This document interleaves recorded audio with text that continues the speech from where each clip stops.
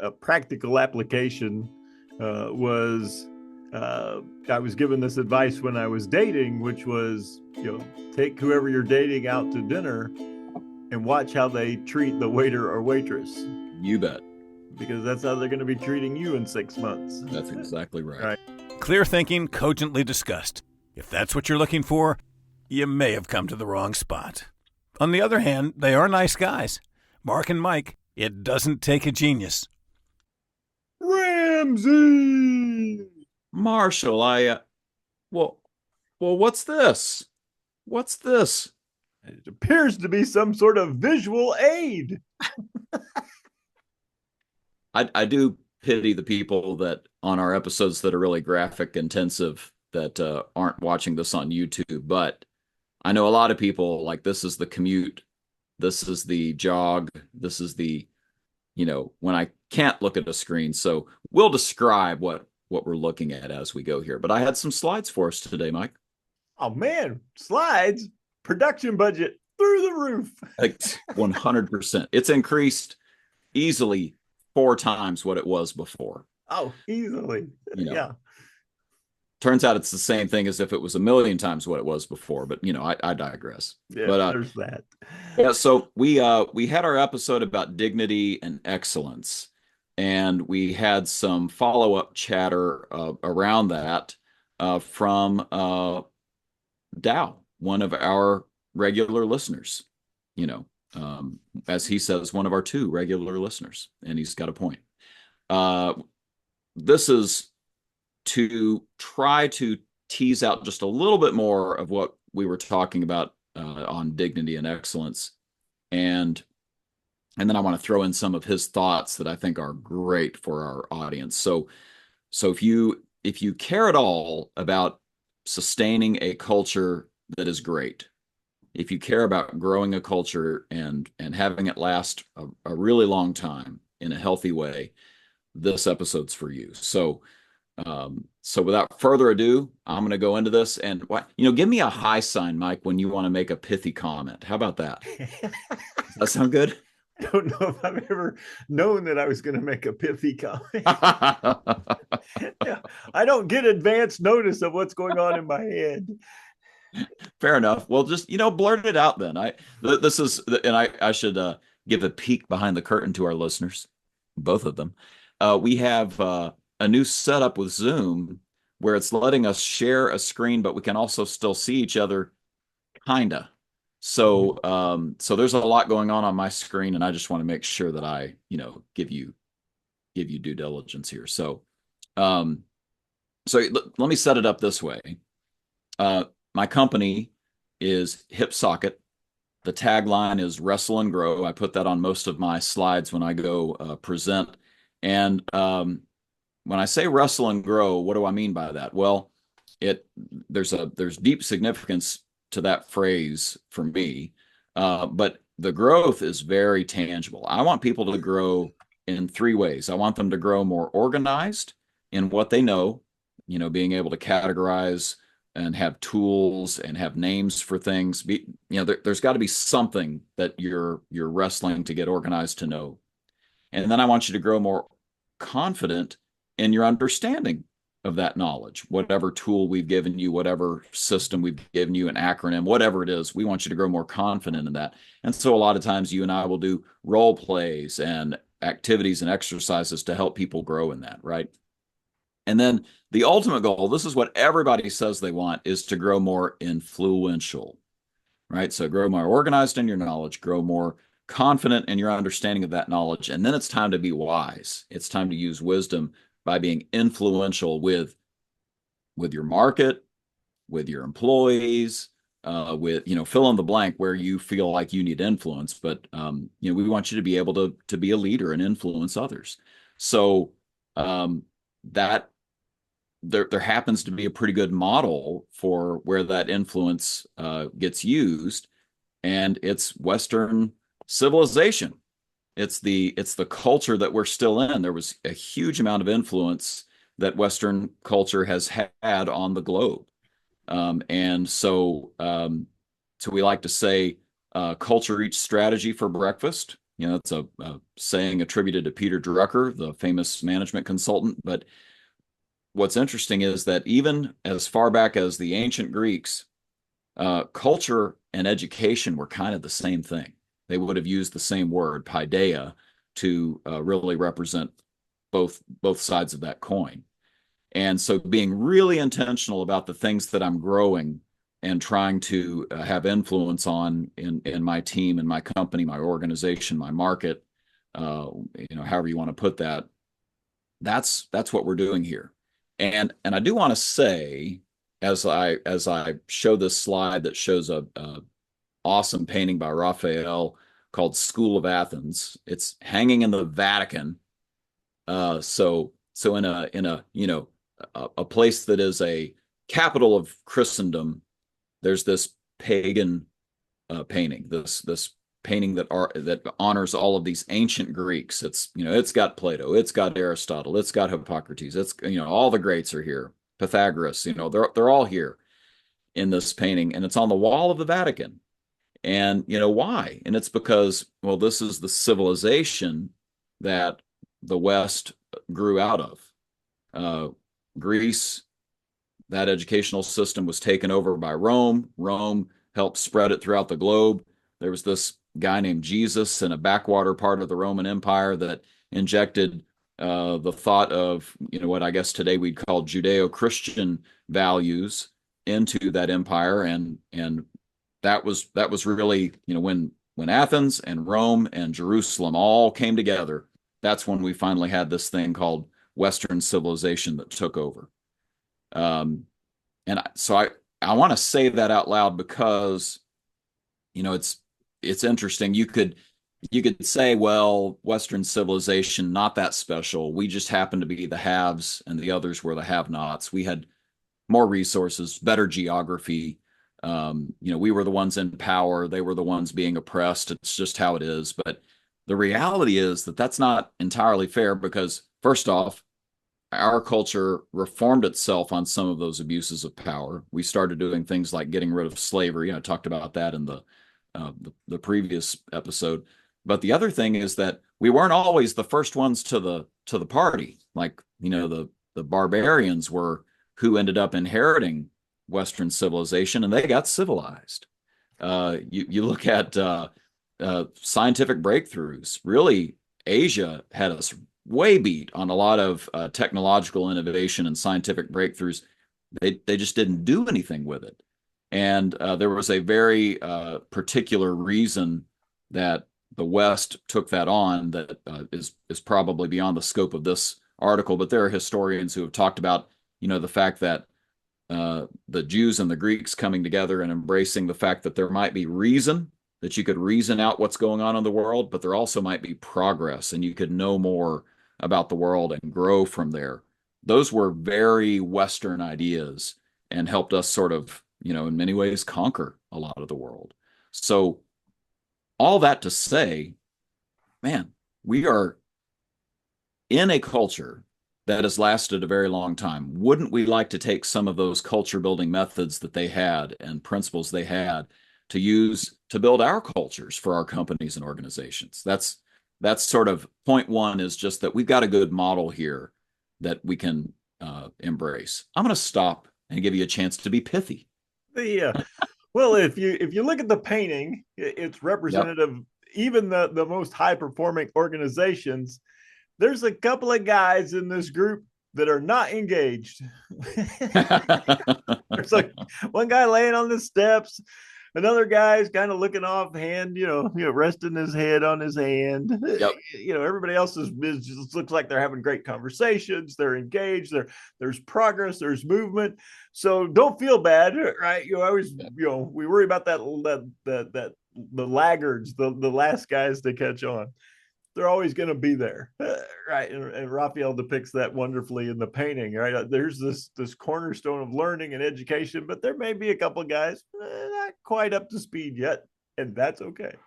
It's funny you say that because we talk about DISC on the podcast. DISC is, its origins are in what were called the temperaments or the humors, and that dates from the time of Hippocrates. Mhm. It's the father of medicine. 2,400 years ago, 2,500 years ago, somewhere around there.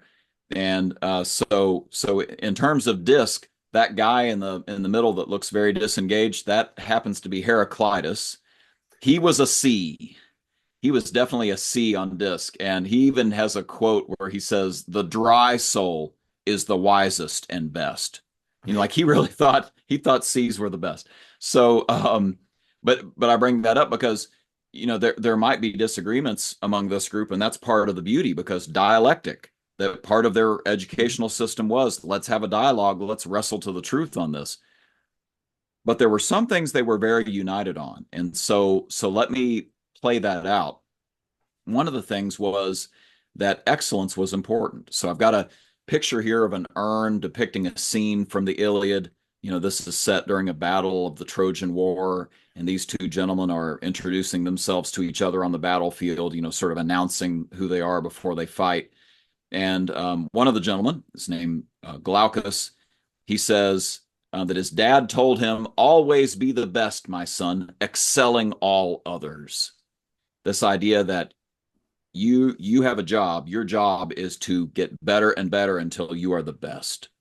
And in this scene, it unites these two guys. They're like, "Yes, I even know your dad," and so they have this big uniting moment where they're like, "We really are brothers because we understand this."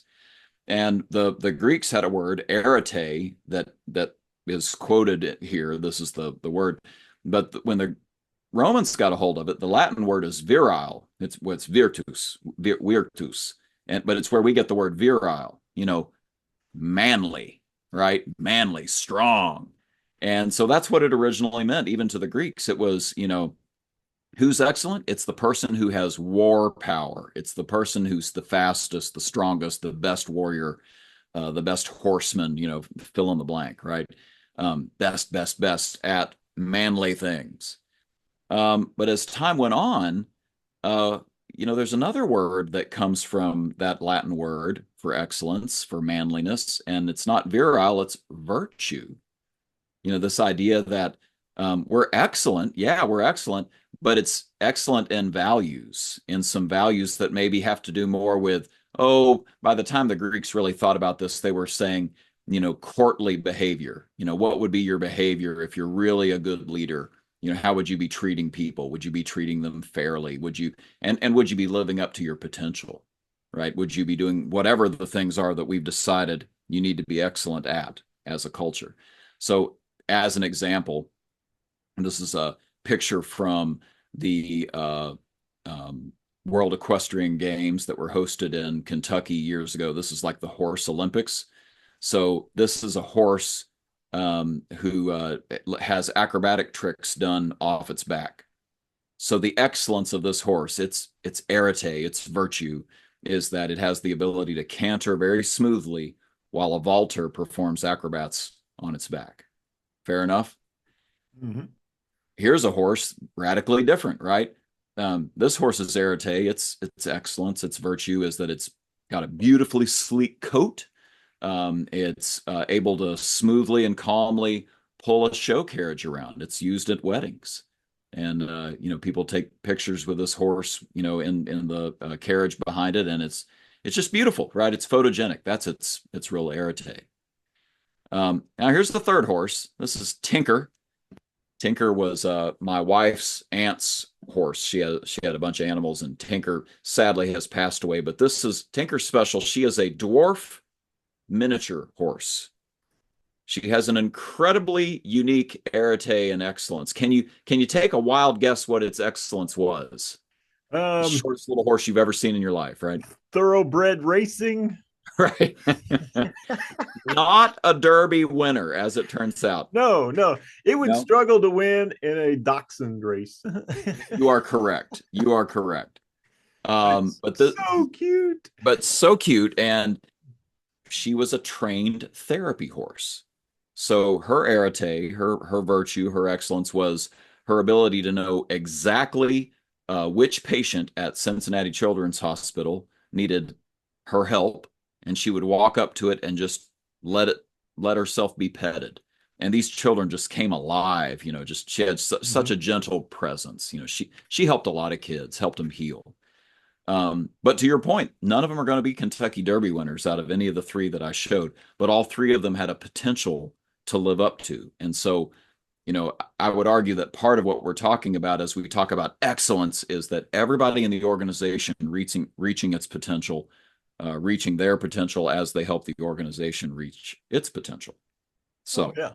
So, yeah, I mean, so many things come to mind here, right? DISC, right? Yep. People have different strengths. And, when we talk about strength-based organizations, right, Yep. we should put people in a position to do more of what they're good at, and they will get even better at it. They will excel. 100%. And I think it was Einstein who said, if you judge a fish by its ability to climb a tree, it will always appear inadequate. Yeah. So yeah, we're not forcing people into roles where where excellence is not possible. Well, that really nicely leads into the next item that I wanted to talk about, which is this concept of that we do have an arete ourselves. So there's actually a quote in the Bible where the same word, this arete word that the Greeks had, now we're in the Roman era, right? The Roman Empire is in charge when Jesus and Paul and so on are alive, but they're still writing in Greek in the eastern part of the empire. They write in Greek. And so there's this famous quote from Paul in the Bible where he says, if there is any excellence, if there is anything worthy of praise, think about these things. It's bright spots philosophy, we'd probably say today. You need to be honoring that.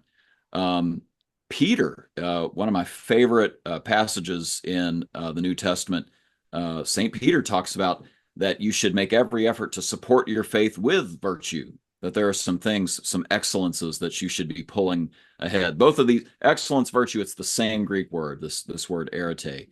So it's a big deal into the quote unquote Christian era of Western civilization. And it goes right along with what you were just talking about, where everybody, we can use DISC, we can use all sorts of ways to evaluate people, but they've all got something to offer. And so that plays out in scripture too. Paul has a place where he talks about how husbands need to be loving their wives as Christ loved the church and gave himself up for her. In other words, you should be willing to die for your wife. Same passage. Fathers, don't provoke your children to anger, but bring them up in the discipline and instruction of the Lord. By the way, that discipline and instruction, that's that paideia word. That's that word about building the culture. It's all revolving around the same thing. And I've got a picture here of my youngest, who was a preemie. My head, I mean, literally, I could put her whole head into my hand. It was just stunning how small she was. And so the question is, does she matter? Is she worth anything? Go back to that Iliad book that we were talking about, and wives were traded. They were slaves who were caught in battle and traded between the victors to see who got her. Children were an afterthought. They did not have the same worth as a man. And so here we have this whole excellence idea, this idea of virtue growing out to where we say, actually everybody counts. Everybody's worth something. Even slaves, slaves take a front and center place in the Iliad, and Aristotle, Plato, they all feature slavery and make it just, sort of part of the system that, of course, some people are less than you. And again, Paul in this passage in Ephesians says, masters, do the same to them and stop your threatening, knowing that he who is both their masters and yours is in heaven, and that there is no partiality with him. In other words, yeah, okay, maybe you're the master or the slave. Guess what? You're both worth the same amount. You're both worth something. You're both worth something to God. And so I have to talk about God a little bit to explain all this, because this was such a radical shift from talking about just excellence and we're going to reach our potential and be manly and do things to the best of our ability, to now we're talking about, well, it's baked into our culture today. Ritz-Carlton, the famous saying from Ritz-Carlton that the employees at Ritz-Carlton are not less than their rich clients. Ritz-Carlton says, ladies and gentlemen, serving ladies and gentlemen. It's just position, has nothing to do with your worth, your value, and how important you are. It's just the fact that we're now saying we're elevating, there aren't slaves anymore, but even if you're poorer, you're still worth as much as someone who has that that wealth or a position in society. So all of that to say, Western civilization to me, and this is what the last podcast I did on this is about, it's about expecting excellence, but I'm going to be treating others with dignity at the same time. I'm going to be expecting that I earn and go after and strive to be the best. And at the same time, every person that I encounter counts. Dignity means worth. They're worth something. Everybody around me is worth something. So I think those two come together really nicely in the Western civilization tradition that we have inherited. Oh, yeah. So, well, and you think about how many times have we heard, when people talk about people that they admire, people that they highly respect, you hear some version of this story that they treat the janitor and the CEO the same. that's right. Right. And people innately see that as amazing. Right. That person is doing it like it's supposed to be done. Right. They see no difference between the doorman and the head chef or the CEO of the company. Yeah. There's no difference. And of course, position and things that you earn, they're deserving of respect, right? We do respect the CEO for the role and for what comes with the role, and we do respect individuals who strive and climb and become things or accomplish things. And I talked about that in the last video that that's respect, right? Respect is respectere. It means like spectacles. I'm going to look back. In other words, you've earned a second look because of something you've achieved or some position you have. But that doesn't affect anybody's dignity. Everybody still is worth something right from the get-go. My phrase is always, made in the image of God. That's literally what it says, right off the bat in the Bible. So that works for me. It doesn't have to work for you necessarily, but I think the point here to me is that there's something very, very special about individuals that have to be honored if you're really going to have a culture that doesn't just have respect, but also honors dignity. It doesn't just achieve excellence, but it also honors the worth of everybody around you. Oh, yeah. So well, you see this same idea in the transformational leadership model. Yeah. So transformational leadership talks about, holding people to, having high expectations. Yep. And a high level of caring. Right. Yes. We just changed some words, Yep. but the exact same idea is present. If I have high expectations and I expect excellence and I love my people and they know that I love them and care about their well-being, then an organization can be much more successful. Yeah.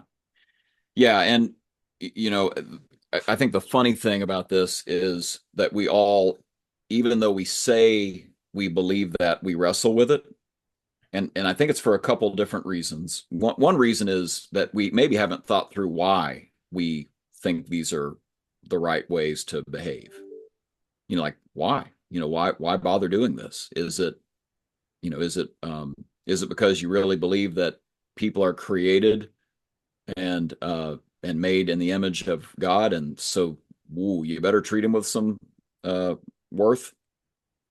Is it because you really believe in the Declaration of Independence, that says they're endowed by their Creator with inalienable rights, life, liberty, the pursuit of happiness? Do we believe that, right? So that's one issue, is why do we even think this is the right way to go?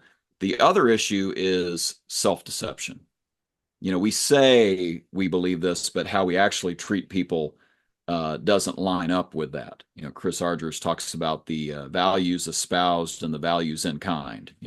I say that I believe this, but I don't actually act that way.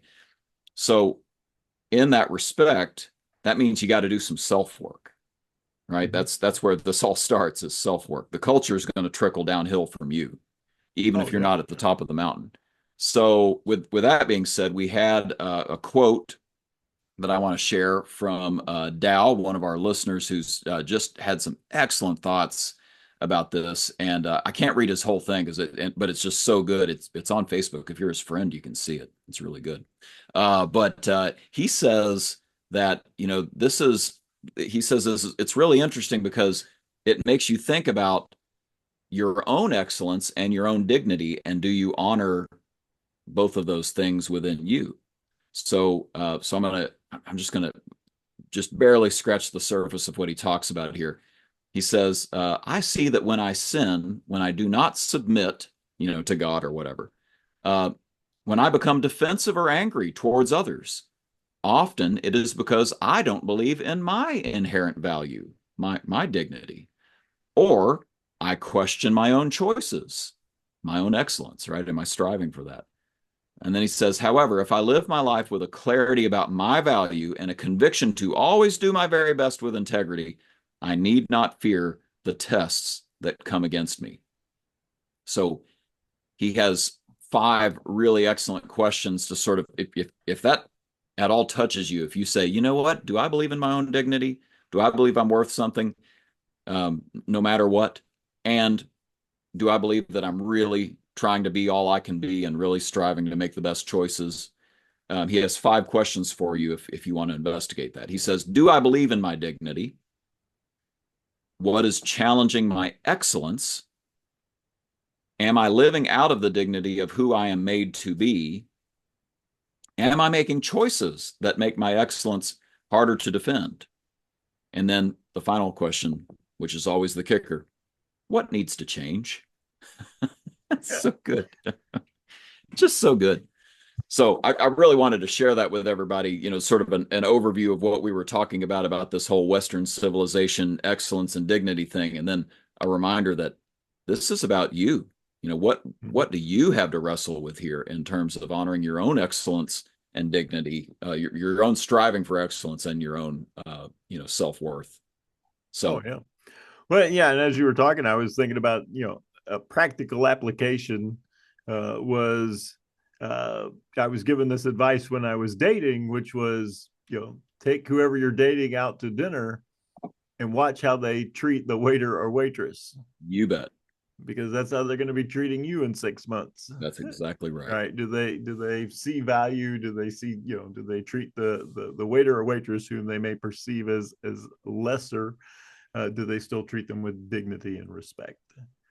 Yeah, and a corollary to that, go meet the parents, go meet the whoever raised them, and how do they treat each other? Because that's the culture you're about to be a part of, right? You're going to Mm-hmm. join forces with that person. I think that's so powerful to me that Paul talks about, bring up your children in the paideia, bring up your children in this culture building Mm-hmm. method that has to do with education of your people. It was originally used for cities. What's Athens paideia? What are they about? What are they going to have their people read and do so that they become good citizens? And Paul says you do that at the household level, which Mm-hmm. means Dow's right. You do it at the individual level. What are you putting in to your system Right. to work on yourself? So Well, I, think about the families that you see, and there's certain cultures that seem predisposed to holding their children to high expectations that's and right. high care.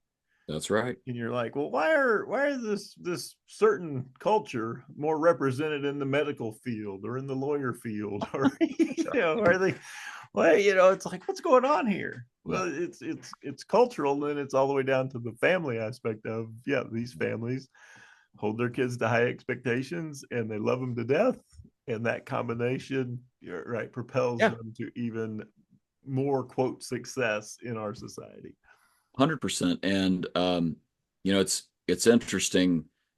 It's culture, not ethnicity. I mean, we're all clear about that. Mm-hmm. It's that I hope that doesn't even need to be spelled out here. But talked really briefly in my last podcast about W. Edwards Deming. You know, this man who took reason to Japan. Now, Japan had reason; they already had reason, but it was such a systematic way of talking about, you know, statistics and quality and setting accountability. And oh, by the way, it's also about, we better talk to all the people that are involved and make sure we've heard their opinions. So you can sort of hear excellence and dignity mixed together there, right? Mhm. And I recently found this out that, you know, of course, Deming becomes a god. I mean, he is, you know, a patron saint of growing business in Japan, and is so well regarded as, you know, igniting a firestorm after World War II. And we still study his principles today. There's no doubt about it. He started the quality revolution, I think you could say. Here's what I recently learned that I didn't know. First off, shortly before he was dead, he had an interview where he said, you know, how would you like to be remembered? And you know, he said, I don't think people will remember me. And then he sort of paused and he said, well, I guess if they did remember me, I hope they remember that I tried to help America from committing suicide. So he saw that there was some cultural thing that he had done that was worth us re-injecting in America. Here's another little fact for you, Mr. Roman Catholic. He wrote hymns. He wrote a lot of sacred music. He wrote some masses. Yeah. So this is a man who was coming out of deep conviction, spreading this gospel that, you know, we're going to demand excellence and accountability to the numbers, and everybody here counts. Everybody here matters. And those two together are just a magic combo. I'm going to stop talking about it because I could literally go on all day if you let me. No, this is excellent. Yeah. So if as I sit here as a leader, a parent, as an individual, you know, I think about what are the high expectations that I have, and what is the care that I'm giving. That's right. And so, yeah, just those two thoughts. Got to be both. Taking down this path, and they must be working together in combination. That's exactly it. All right, I'm done. Thank Great you for job. letting me get that off my Visual chest. effects, Thank you, Dow, for sending that in. Production value, man. Yeah, we're killing it today. This is excellent. Speaking of killing it, there's our always dependable announcer, the man, the myth, the legend. Please take it away, Mr. Wolf. And that's a wrap. The musings of Mark and Mike. No rights reserved, etc. Feel free to share and discuss what you heard today. Even claim the ideas as your own. Who'd want to do that? See you next time on It Doesn't Take a Genius. Thanks. That's good enough.